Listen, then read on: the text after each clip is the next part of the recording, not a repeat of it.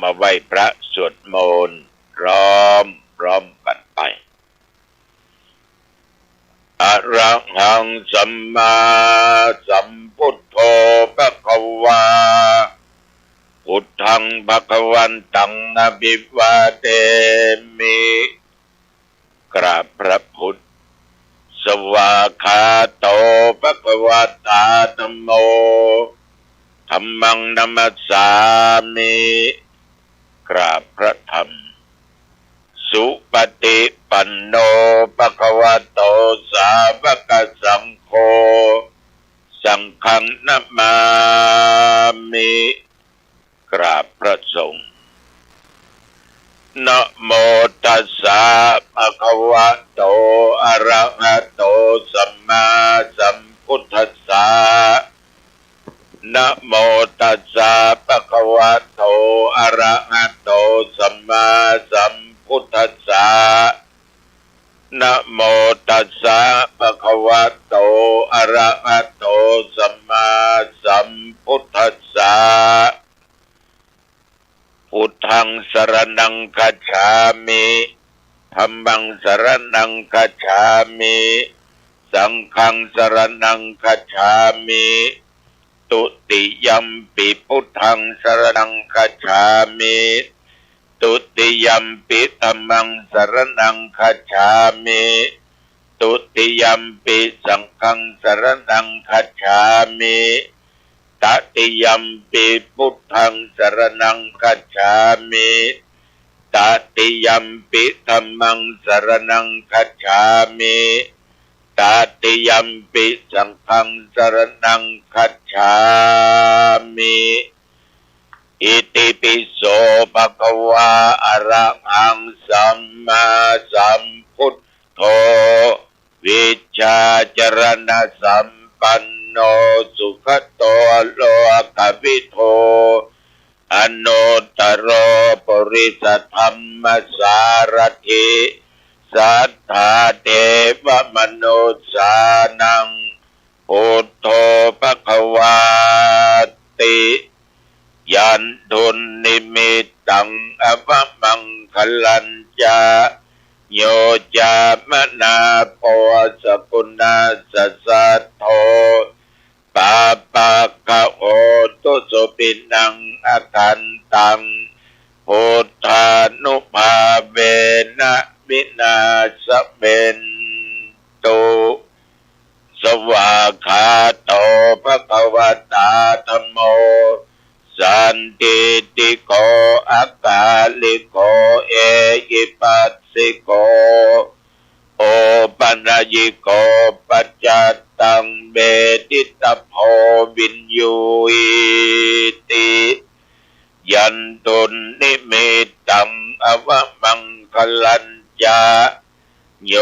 จามนะโพสกุณสัสสโธปาปะขะโหตุสุปินังอาคันตังธัมมานุภาเวนะวินาศเมนตุสุปฏิปันโนภควโตสาวกสังโฆปุถุปฏิปันโนภควโตสาวกสังโฆยายะปฏิปันโนภควโตสาวกสังโฆสามีจิปฏิปันโนภควโตสาวกสังโฆยะติทังจัตตาริปุริสยุคานิอัตถปุริสปุคลาเอสะภควโตสาวกสังโฆอาหุนายโยปาหุนายโยทักกินายโยอัญชลีกรณีโยอนุตตรังปุญญาเขตังโลกัสสาติยันตุนิมิตตังอวมังคลัญจาโยจามนาโพสกุณสัสสโธปาปะกะโหตุสุปินังอาคันตังสังฆานุภาเวนะวินาศเมนตุ งโฆสติสังฆโตธัมมันังวิจโยตถาวิริยัมปิติปัสสติโพชฌังคาจัตถาปะเรสมาตุเปกะโพชฌังคาสัตเตเตสัพพทักษินามุนินาสัมมทัคคถาภาวิตาปะหุริกตาสังวัตตันติอภิญญายะนิพพานายะจะโพธิยาเอเตนะสัจจวัชเชนะโสติเตโหตุสัพพทาเอกัสสมิงสมะเยนะโตโมคคลานันจกัจเจติสวาโพชังเคสัตตะเทสญิเตจตังอภินันทิตวาโรคามุตกิงสุตังคะเนเอเตนะสัจจวัชเชนะโสติเตโอตุสัพพทาเอกทาธรรมราชาปิเทลัญเยนะภิปิริโตจุนทเตเรนะตัญเยวะพนาเปตวานะสัทธรังสัมโมทิตวาจะอาภาธาตัมหาวุธาสิทธานาโสเอเตนะสัจจวัชเชนะโสติเตโหตุสัพพทาปะอินาเตจะอภาธาตินดานัมปิมะเยสินังมัคคาอัตตกิเลสาวะปัตตานุปติธัมมตังเอเตนะสัจจวัชเชนะโสติเตโหตุสัพพทาวิปัสสิสานามาโทจักขุมันตัสสะสิริมัตโตสิกขิสปินามาโทสัพพพุตตานุกัมปิโนเวสภูสานามาโทนะหาตกาสาตปัสสิโนนามาโทกัปปุสันตัสสะมาระเสนะปมติโนโกนากมนาสานามาโทพัมมนัสสะกุสิมะโตกัสสปัสสะนามาโทวิปมุตตัสสะสัพพติอังคีรัสสัสสะนามาโทสักกายปุตตัสสะสิริมะโตโยอิมังธรรมเทเสสิสัพพทุกขาปะโนทนังเยจะเป็นนิพุตตาโลเกยะถาพุทธังวิปัสสิสุง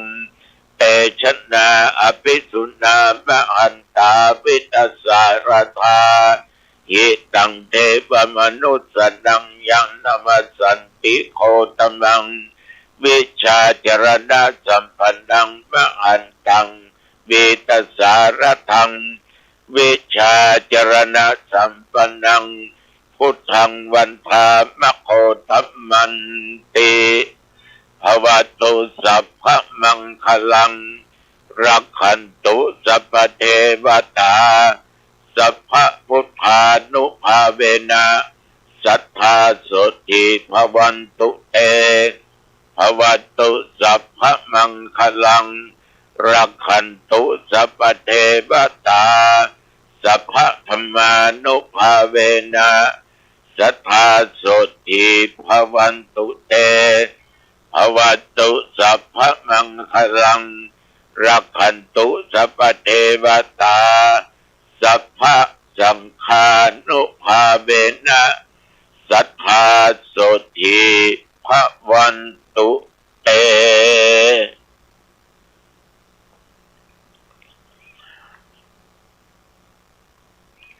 โดยบทพุทธานุภาพธรรมานุภาพสังฆานุภาพบทสาธยายมนต์อันศักดิ์สิทธิ์และด้วยจิตอันตั้งมั่นเป็นสมาธิอัตมภาพขอถวายพระพรชัยมงคล แด่สมเด็จพระเจ้าลูกเธอเจ้าฟ้าพัชรกิติยาภาหรือพระองค์พาขอให้พระองค์นั้นจงทรงหายจากอาการพระประชวรสุขภาพปรมัยแข็งแรงดุจดั้งเดิมขอพระองค์จงมีพระชนมายุยิ่งยืนนานได้120 พระพรรษายิ่งขึ้นไปขอถวายพระพร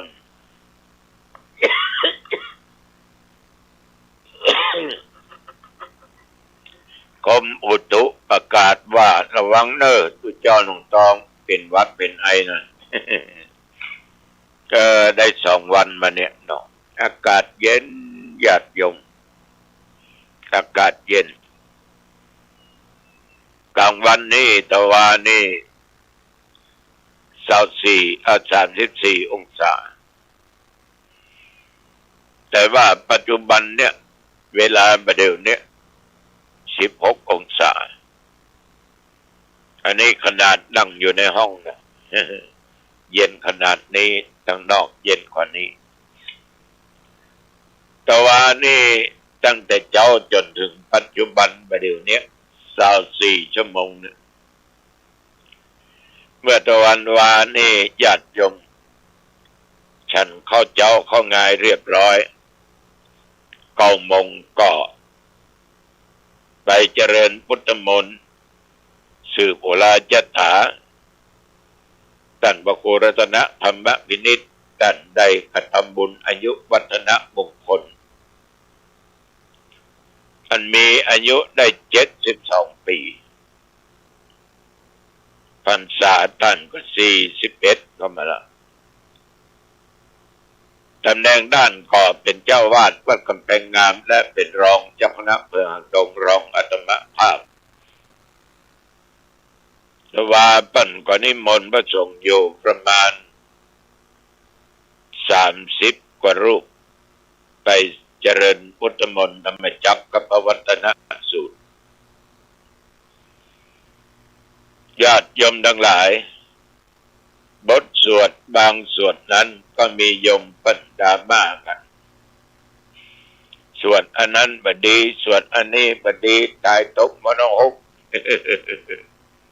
โอ้ดูข่าวแล้วสปะสเปดอย่างธรรมจักรกับปวัตนสูตรเนี่ยเขาว่าบดีแต่ไปอ่านดูเนี่ยถึงภาษาบาลีและคำแปลนั้นไม่มีตอนไหนคำว่าไม่ดีทุกตอนทุกวรรคล้วนแต่เป็นคำสอนทั้งนั้นเป็นธรรมะเป็นคำสอนฉะนั้นญาติโยมคำว่าไม่ดีไม่มีในธรรมจักรกับปวัตนสูตรแถมประการหนึ่งทำกันนี้ยังเป็นทำกันแรกที่องค์สมเด็จพระสัมมาสัมพุทธเจ้าได้เทศนาแก่ปัญจวัคคีย์ทั้ง 5ที่ป่าอิสิปตนมคทายวันแขวงเมืองพาราณสีเทศนาจบคนนัยพามด้วยดวงตาทำหลักเนี่ยมันดีได้จะไหนเขาว่ากันไปเลยนะบางท่านบางคนก็บอกว่าสวดบทชยาสนานั่นน่ะชยเบญจรนะบดีก็บอ่านว่ามันมีเสียดที่ไหนล้วนแต่เป็นบังกละเป็นมงคลแก่บุคคลที่สวดแก่บุคคลที่รับฟังทั้งนั้น ก็บอกว่าเอาที่ไหนมามันเหมือนมีครั้งหนึ่งมีโยมคนหนึ่งแจกใบปลิวตามท้องตลาดว่าถ้าไผใบพระสวดมนต์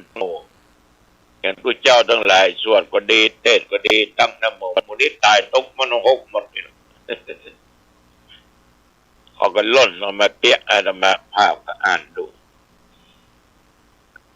ขอนอบน้อมแด่พระผู้มีพระภาคเจ้าพระองค์นั้น ผู้ห่างไกลจากกิเลสตรัสรู้ชอบได้โดยพระองค์เองกรรมฐานบทไหนเราจะเป็นบทที่ไปตกมโนภพคนที่ไปแจกไปจ่ายธรรมาก็เขามาบอกไปว่าคนนั้นคนนั้นคนนั้นในที่สุดมีโอกาสเข้าร่วมบรรยายธรรมะงานผู้สูงอายุก็นั่งตรงหน้านะวันนั้นตั้งนะโมจบกับแปลให้ฟังเนี่ยชี้แจงให้ฟังเนี่ยเอาไปมีข้อข้องใจอันใดถามมาเลยเรื่องนะโมดักเซ็ตเงียบปิ้งญาติโยมมันว่ากันไปเลยๆอ้างอันนั้นอ้างอันนี้สปะสเปดสิ่งใดนั้นน่ะมันเป็นคำสอนสิ่งนั้นก็เป็นมงคลประเดี๋ยวเรื่องฟ้าเรื่องฝนนั่นก็ถึงล่ำมีแต่อากาศมันเย็นนะหลังจากที่ฉันเพลเรียบร้อยแล้วที่วัดกับแปลงงามกับปิ๊กมาวัดหนองตองก็พบพระกับญาติกับโยมหลายท่านหลายคนส่วนมากญาติโยมคนแก่นี่นักแก่หน่อยเอาตัวเจ้าจนพอสะอึกนะเพิ่นถามเรื่องสังสารวัฏกับไตรวัฏมันจะเหมือนกันก่อเอานึกมาถึงสุดน้อยอาศัยที่เคยอ่านหนังสือมาจำได้พ้องตอบไปจะนั่นนะแต่ก่อนจะตอบก็บอกว่าก็ออกถ้าตอบไปมันผิดประการใดนะจะไปว่ากันเนอะเอาหูกันอันนี้มันลองภูมิหมดเลยลองภูมิมันมีในหลักโลกในหนังสือบุญ อ่านแล้วจดจำแล้วมาถามมาสังสารวัฏคือการเวียนว่ายตายเกิดอยู่ในโลกคนที่ทำบาปทำกรรมเนี่ยไม่ได้ไปจุติในทางที่เช่นว่าเทวโลกพรหมโลกมนุษย์โลกกายมันก็วนเวียนไปมาอยู่ในโลกนี้บึ้นมาเป็นคนบึ้นมาเป็นสัตว์บึ้นขึ้นไปเป็นนั่นเป็นนี้วนไปเวียนมาอยู่นี่คือสังสารวัฏถูกหรือผิดหมู่ว่าเนอปองเนอะสำหรับไตรวัฏนั้นก็คือการหมุนเวียนแห่งวัฏฏะทั้งสามคือเรื่องของกรรมเรื่องกิเลสเรื่องวิบากกรรมคือเรื่องของกรรมเนี่ยอันเกิดจากการกระทำกิเลสก็ความโลภความโกรธความหลงกามราคะตัณหาต่างๆวิบากเกิดจากการกระทำของตัวเองที่เป็นวิบากกรรมทั้งสามเนี่ยก็ทำให้มีการเวียนว่ายตายเกิดอย่างหมู่เฮาทั้งหลายเดี๋ยวนี้อย่างเงี้ยหรืออาจจะว่าเป็นสังสารวัฏเวียนตายเวียนเกิดในไตรวัฏคือกิเลสทำเมื่อเวียนตายเวียนเกิดมันก็ถูกก็อู้จาสนทนากันไปมาก็พอสมควรเพิ่นก็เลยลาปิกเนี่ยเมื่อว่ามีเหตุการณ์ที่ตอนบ่ายจากนั้นหันเวลาพอสมควรพระเจ้าก็เดินออกกำลังกายเดินรอบกันก็ว่านี่แหละลมซุยตากแดดด้วยลมด้วยโอ้ม่วนด้วยม่วนดีสุขภาพมันมีการขายแต่ก็ได้ทำคนเดียวนึกพอสมควรมานั่งพักผ่อนก็อาบน้ำส่งน้ำครองผ้าออกวัดไปแสดงธรรมะปั้นจัดวัดครูกันขึ้นที่หมู่บ้านของโยมเขาบันนึกถึงครูบาอาจารย์ที่ถ่ายทอดศิลปะวิชาการความรู้ต่างๆ เป็นโยมผู้หญิงกับโยมผู้ชายก็บอกก็ญาติกัลมิตรกัลยาณธรรมมาร่วมสมาก็หลังจากไหว้พระสมทานนับศีลประเทศเสร็จแบบบรรยายเนี่ย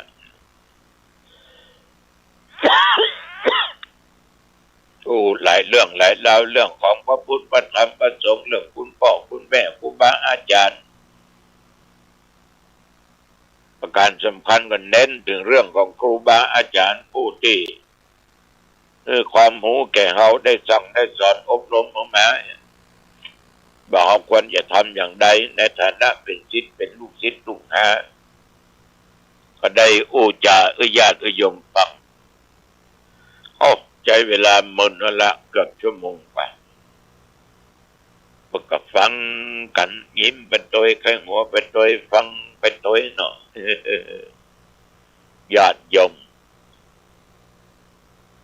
ก็น่าอนุโมทนาขอบใจเป็นอย่างมากที่บ้านของโยมเขาโยมหนึ่งก็กลับมาถึงวัดก็3 ทุ่มป่ายนะ3 ทุ่มป่ายญาติโยมเมื่อมาถึงก็นั่งพักผ่อนอย่างเรียบร้อยก็ฉันยาก่อนนอนไหว้พระนบธรรมสวดโยโกห้องเจริญสมาธิเป่าสมควรแล้วก็นอนพักผ่อนหลับจนว่ามาถึงเวลาเนี้ยก็ตื่นขึ้นมาก็นำธรรมะมามาจาแก่ญาติแก่โยมท่านทั้งหลายได้ฟังกันก็ญาติโยมท่านผู้ฟังบรรพุกนี่เอาปะกันเนาะที่วัดเมืองขอนอำเภอสันทรายจังหวัดเชียงใหม่ปัตตาเนอะจะนับโมแล้วก็อย่าบรรยายเรื่องธรรมเหล่านี้ฟังเนอะฟังเสียงแล้วมันต้องอึดอัดขนาดเดี๋ยวนี้นะที่ดิมนประเทศอย่าประเทศนะเมืองขอนวันพรุ่งนี้ศรัทธาสาธุชนระยะนี้ที่เจ้าเข้ากรรมกับนักวัดพันแก้วเพื่อเข้ากรรมต้องการหาจตุปัจจัยซื้อที่ดินคือที่ดินแปลงเนี้ยมันติดกับที่ดินของวัดแล้วก็ที่ดินอันนี้ก็อยู่ใกล้ๆกับโบสถ์หรือพระอุโบสถเพิ่นก็เลยจะซื้อกันไว้เมื่อเพิ่นขายที่เดียวก็ยังว่านะจะเป็นแสนเป็นล้านขึ้นไปศรัทธาไปซื้อถวายทานไว้กับวัดทานแผ่นดินนี่มันดีนะไฟไหม้มันก็ต้องอยู่ที่เก่ามันเริ่มเสี่ยง น้ำท่วมมันก็เอากระตำบนไปนะมันตึงหนีบไหลไปที่ไหนมันตึงไม่เสี่ยงอยู่ที่เก่าที่เดิมไปจะคุดเอาไปพ่องมาจ้างเธอก็ยังเหลือยังลงไปเอาเป็น10เป็น20เป็น100เป็นพันเม็ดพวกซื้อ1 ตารางเมตรเนี่ยต้องบนมันต้องรุ่มเป็นเฮาหมดลงเนาะมันคงดีญาติโยมซื้อที่ดินถวายอาจจะไปคัดเขาที่เป็นว่าตัวเจ้าถึงก็เรื่องญาติโยมมือตาลหวยเรื่องตาลเป็นสิทธิของญาติโยมตัวเจ้ามีหน้าที่ชี้แนะชี้นำแต่ข้าคนนั้นเนี่ยอันนั้นของมันนักประลักมาแปะหัวมันรอนะไปเล่นไหมจำไปจุไปไล่จำไปกินเหล้าไปเอาก็จักจุงเชิญชวนกันทำในสิ่งที่ดีสิ่งที่งามเป็นคนที่มีจิตใจโอบอ้อมอารีเสียสละช่วยเหลือสังคมช่วยเหลือบ้านช่วยเหลือเมืองถึงวันนี้ถ้ามีคน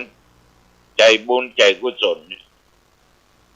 ย่อมน้ำพ่อกับน้ำท่วมที่ไหนองค์พระบาทสมเด็จพระเจ้าอยู่หัวพระบรมวงศานุวงศ์มีถุงยังชีพไปหมด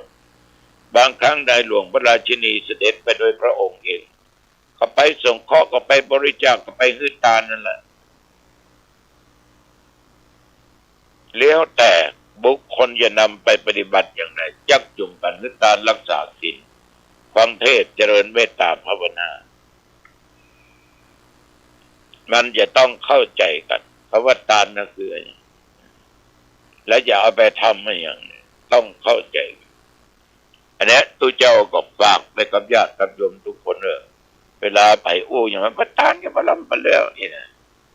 อันไหนก็ซื้อมันอย่างแผ่นดินเนี่ยโอ้เกินลงไปกัน พิจารณาดูดีๆเนอะนี่ฝากกับญาติกับโยมท่านผู้ฟังเอาละเป็นเวลาพอสมควรเนาะอายุวันโนสุขังพลังพบกันใหม่โอกาสหน้าเจริญพร